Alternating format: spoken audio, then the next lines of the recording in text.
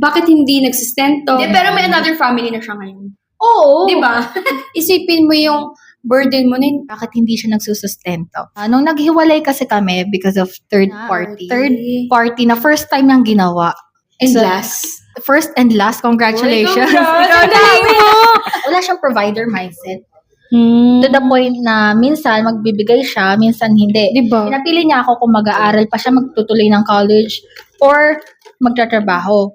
So, pinili niya magtatrabaho. Umiiyak pa ako nun kasi syempre, magtapos ka muna ng pag-aaral. Alam mo yung mindset ko nun, syempre.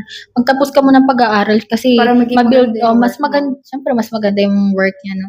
Pero ang pinili niya, magtrabaho kasi naiya daw siya kila mama. Kaso nung nagtatrabaho nga siya, kumuha pa ng motor nun. Nainis ako, madali akong basta responsibilidad ng boyfriend, girlfriend lang, it's okay. Pwede. Pero once May anak nag-step, na kasi kayo, diba? once na nag-step ka na sa pagiging parent, Dapat kailangan kasama mo mag-change. na